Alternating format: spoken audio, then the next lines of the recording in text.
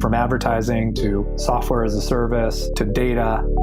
Across all of our programs and clients, we've seen a 55 to 65% open rate. Getting brands authentically integrated into content performs better than TV advertising. Typical lifespan of an article is about 24 to 36 hours. If we're reaching out to the right person with the right message and a clear call to action, then it's just a matter of timing. Welcome to the MarTech Podcast, and I Hear Everything production. In this podcast, you'll hear the stories of world-class marketers that use technology to drive business results and achieve career success. We'll unearth the real-world experiences of some of the brightest minds in the marketing and technology space so you can learn the tools, tips, and tricks they've learned along the way. Now here's the host of the MarTech Podcast, Benjamin Shapiro. Welcome to the MarTech Podcast. I'm your host, Benjamin Shapiro, and today we're going to be discussing if people should be paying to have downloads of their podcast. Joining us is Mike Wiston, who is the CEO of mowPod, which is the largest driver of engaged subscribers and listeners to many of the most prominent newsletters and podcasts in the United States, including this podcast. Yesterday, Mike and I talked about whether you should pay for podcast downloads, and today we're going to continue the conversation talking about using Programmatic to build your podcast community. All right, here's the second part of my conversation with Mike Wiston, the CEO of mowPod.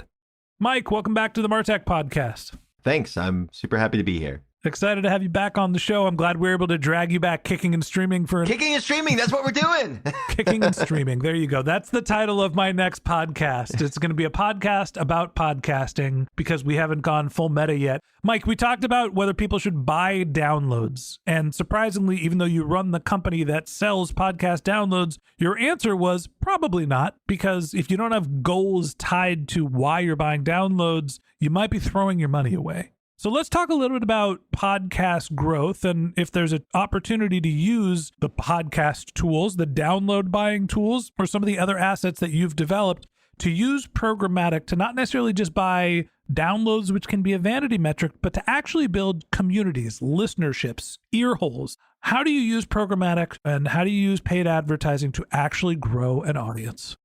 I can talk directly to my own podcast on this one. So this is obviously separate from mowPod, but I have the Friday Night Karaoke podcast and the Friday Night Karaoke community. And I think that's what we're talking about here, right? We're talking about how do you build communities around your podcast? Shot through the heart and you're too late. You gave Programmatic a bad name. I love it. Sorry. So probably the most value that anyone listening would get is understanding my journey with Friday Night Karaoke, because we built that from zero. We have an insanely engaged community. We're the #1 music podcast in Canada. We're like the #9 music podcast in the US. I think in Chartables, all podcasts global. We're #4 music podcast globally for reach. So we've definitely done something right here. It doesn't hurt that we're a podcast growth company. But our strategy with Friday Night Karaoke was to build a community first. And speaking to Programmatic, we built it all on social. So we built a Facebook group. It's called Friday Night Karaoke. We started the Facebook group before we even started the podcast. And the idea for the group was negativity free, 0 ads, 0 gimmicks, just karaoke. And we've held true to that. It's hundreds of songs being posted every single day from 11,500 members now who are highly, highly engaged and active. And we have this direct conversation with this community. We built it through ads on Facebook. I mean, that's literally how we built the entire thing. It's the same type of programmatic targeting that we would run from mowPod on the open web. Meta has it built into their own system. So you can get very specific with the audiences that you're targeting. We've run ads since almost day one. We've built them against our page. We have a page and we have a group on Facebook, both for Friday Night Karaoke. The way Facebook works, if you're building a community, is you cannot drive an ad with a landing page of your group within Meta. It won't let you. You can drive to your page and you can get likes on your page and make that the outcome or the goal of a campaign. So we drive all of our audience and all of our marketing to our Friday Night Karaoke page with a goal of getting likes on the page and getting likes on the ad itself. You can then take those likes on the ad. You can invite those people manually to like your page. And anyone liking your page, you can go to your group and you can invite them to join the group. And that's from a paid perspective, how we built the entire community. Being laser focused on the kinds of strategies and audiences that you're going after is really important. Retargeting is huge and lookalikes are huge on Meta. So I'd focus a lot on those. But community's everything, I believe, in a successful podcast. You get feedback from the audience. You release a new episode and you have a place to actually let them know that, hey, there's a new episode out. It's not just Spotify saying, hey, your new episode is live. You can actually go into your Facebook group and let people know. And then again, you get that feedback, which many podcasters just don't get. They're waiting around for an Apple review or a Spotify review to tell them what's going on. All right. So you decided you were going to build a community first. You started with an advertising-led strategy, and you're doing some migration using Facebook to get people to like a page, and then you're manually inviting them to the group, and you're moving pixels and data and people around within the Facebook universe. Now you've got them in a group, and you could publish content. Talk to me about the way that you're getting people from the community into the podcast app. It seems like that's always the challenging part is, wonderful, I could build an audience on one platform. How do I carry my audience with me when I travel? I think that's actually pretty easy because you have a community, you have a direct line of communication with them, and you're not only talking to them, but if it's a true community, they're talking back to you. It's as simple as posting up, here's our new episode, here's the links to all your favorite platforms. You can use smart links with things like Chartable and make it super easy. That's why you build a community. You build it for feedback and you build it for a platform to let everyone know about your new episodes. It's literally that simple. A major part of our listenership and our most loyal listenership comes directly from that group. When you see your community grow, right, you're relying on Facebook and some of the, not necessarily programmatic, I guess we would call those social marketing strategies. When you're investing in social and you're migrating people from a page to a group, do you see an instant impact in things like your podcast downloads, your rankings, your following? So when you move them from the page to the group, not necessarily. If you're doing it in a major wave, like if you're bringing on like 1,000 new people, sure, you might see a lift, but you'd have to bring on a ton of new people and it just doesn't grow that fast, at least not from paid unless you're spending a shitload of money. So you're not going to see major shifts. If you're getting 20 downloads per episode now, sure, you're going to see some big jumps. If you bring 1,000 new people into your group and you're promoting your podcast, yeah, for sure, you're going to be getting more than 20 downloads per episode, especially if you have an engaged community that is constantly posting things up and responding to your posts as an admin or as the owner. So to your question, yes, if you bring them from the page to the group and you're not getting a ton of downloads now, it's really easy to see that lift. But they're going to be listening on their favorite app. So it's really difficult to attribute that to the group. Even if you put like a Chartable smart link or something that will tell you that, yes, they clicked on the link and they went and listened in Spotify or went and listened in Apple or iHeart or wherever. I'm still not convinced that people are clicking those links to go listen. I think that they're just going into their apps and typing in Friday Night Karaoke and listening.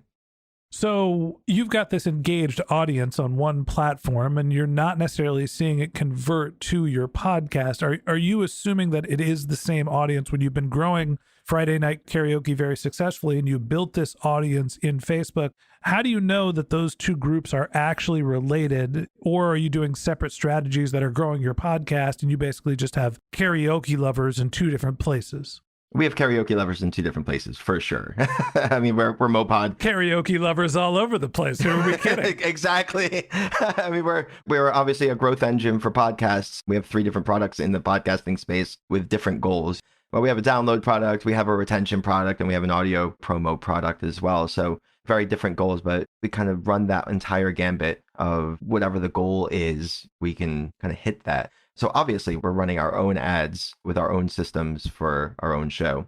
We know that the Facebook group works because of the feedback that we get in the group.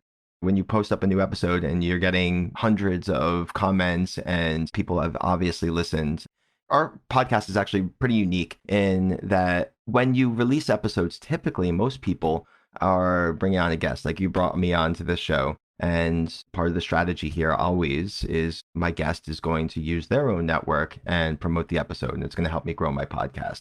You go after guests that have good following and maybe are very active on social or have their own communities that they can now pitch your podcast to because they were a guest and they want everyone to hear them on the show.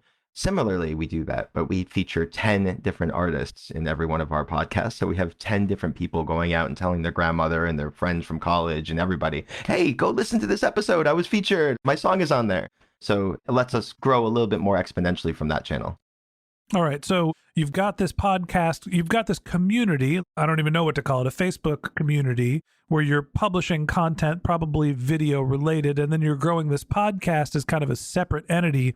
I think of my community as the people that are listening to the show, and maybe that's an audience, not a community. You're not necessarily trying to migrate your podcast, your Facebook community over to the podcast. And you mentioned that you're using other strategies to try to grow your listenership, your audience, and your podcast. Yesterday, we talked about downloads being great to get sort of one-hitters, right? You're getting somebody to be exposed to the content, and a small percentage, 3 to 5% of them, are going to stick around and become your followers. What are some of the other ways that you're getting people to stick around and become your avid listeners in podcasting? We actually have a product called mowPod Audio, and it's taking advantage of all the dynamic ad insertion units across podcasting. So if you're on Spotify or Megaphone or Libsyn or any of the major hosting platforms, you have the ability to put in dynamic ad slots into your podcast, wherein that's going to put an ad in that spot that matches the listener. Maybe those interest targeting segments that we talked about, or lookalike audiences, or whatever. Someone's going to hear your ad based on any number of programmatic criteria. We have the ability to put ads in other podcasts or other audio properties, 30-second to 60-second promos, and ultimately drive them back to your podcast. So if you've actually run some audio ads with us in the past, so I'm sure you can speak directly to it. Run some audio ads. Mike, I was the one who asked you to go build mowPod Audio. Who are you kidding? I've run some ads. You were the architect. I'll give you that. I'll go with Godfather. Or something like that. There you go. Cut the shit. This is what happened. It's true. We did not have an audio product. And you're like, you can do this? Can you do this for audio? I don't want to humble brag here, but I'm going to do it anyway. Do it. I went to you and said, Mike, I spent tens of thousands of dollars my first few years in podcasting buying remnant inventory on the CNN network for $1 CPM. Can you please use the programmatic advertising strategy that you have, but instead of buying display media and driving downloads, can you just serve this 60-second audio ad? And everybody, that really works. If you want to find people that listen to your podcast, target them in podcasts. They're already podcast listeners, right? I need marketers that listen to podcasts. The caveat there is you really need to have amazing audio. You need like an amazing ad. And it's hard to know what an amazing ad is. Not all ads are created equal.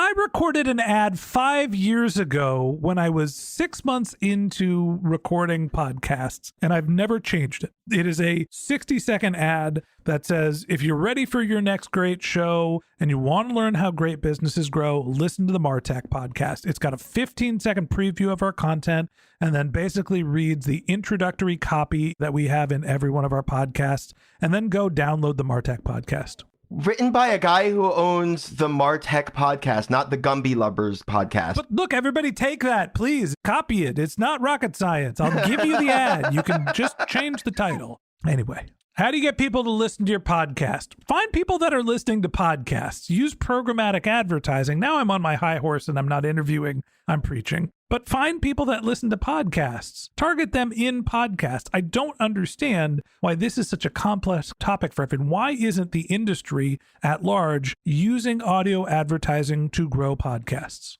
The long tail attribution is challenging. That's one, I think, major reason. Just understanding how that growth came in and where it came in. I mean, ultimately, someone hears the ad and then they're going to their favorite app. They're probably in their app already because they're listening. And then they're typing in Friday Night Karaoke or the MarTech podcast and hopefully listening. And it's hard to get that long tail attribution. Sorry, got worked up on that one, Mike. I am such a fan of audio advertising in podcast to grow your podcast. That's been my secret sauce since I started the podcast, and it got me in my first 11 months to my first 10,000 downloads. Now we rely on a combination of downloads and audio advertising and some of your other products to bolster the reputation of our podcast. I guess the last question I have for you is, you're like my programmatic guru, wizard, podcast download genius. Why is this something that you have figured out that the rest of the industry hasn't? What is so complicated about programmatic that scares people away from leveraging this channel to grow their podcasts, their YouTube channels, their whatever it is? I think it's just because it is so complicated. I mean, there's so much that goes into a programmatic strategy. It's very difficult to back into a cost per download that makes sense for most people who are going to go after building something like this. I think that you need to be laser focused on results, obviously. You need to be laser focused on strategies that are working and making sure that you're finding more people like the kinds of people who are actually engaging. That's where those lookalikes and those retargeting audiences come into play. I think you need to be data warehousing like crazy. It's not just about running campaigns. It's about collecting as much data as possible about what works and what doesn't work, and then drawing lines between them, connecting as many dots as possible, and just getting a sense for here's what it looks like in this category, and here's what it looks like in this category, and giving yourself some baselines to start from. Or, just hear me out, don't do that and just work with us. This is not a sponsorship. Mike is my friend. Mike, I feel like we've known each other for years. And ironically, we met in 2022 when we're recording this episode. So I want everybody to listen to this to know that this is from the heart. And I'm going to say it in front of Mike and probably embarrass myself. But I'm going to give you some data. I met Mike. We started talking. Turns out we both knew a little bit about the podcast industry. We started working together. I started testing some tools of theirs. We started using audio advertising. I've used the Boost product. I've used some of Mike's other strategies to help grow my podcast. We really started working together in June. In the last 6 months, my podcast has grown 64%. And I would say that part of that is my hard work, but most of that is my relationship with mowPod and the strategies that you've built to help us grow our podcast and reach new audience. Not only has helped us be a bigger podcast, it helps us get our content out to more people. It also takes the stress off of me as a content creator because I know I have something that is predictable and sustainable. I will say this one more time, and I said it right before you went to Vegas on your last trip. Mike, don't die. I can't promise it. I love whiskey. When you see me at Podcast Movement or at Podfest, if you see me, you'll see me probably at the bar. Oh, God help us. And that wraps up this episode of the MarTech Podcast. Thanks for listening to my conversation with Mike Wiston, the CEO of mowPod. If you'd like to get in touch with Mike, you can find a link to his LinkedIn profile in our show notes. You can contact him on Twitter, where his handle is Mike Wiston. That's MikeWiston, or you can visit his company's website, which is mowPod.com, mowPod.com. Just one more link in our show notes I'd like to tell you about. If you didn't have a chance to take notes while you were listening to this podcast, head over to martechpod.com, where we have summaries of all of our episodes and contact information for our guests. You can also subscribe to our weekly newsletter, and you can even send us your topic suggestions or your marketing questions, which we'll answer live on our show. Of course, you can always reach out on social media. Our handle is MarTechPod, MarTechPod, on LinkedIn, Twitter, Instagram, and Facebook, or you can contact me directly. My handle is Ben J. Shap, BenJShap. And if you haven't subscribed yet and you want a daily stream of marketing and technology knowledge in your podcast feed, we're going to publish an episode every day this year. So hit the subscribe button in your podcast app and we'll be back in your feed tomorrow morning. All right, that's it for today. But until next time, my advice is to just focus on keeping your customers happy.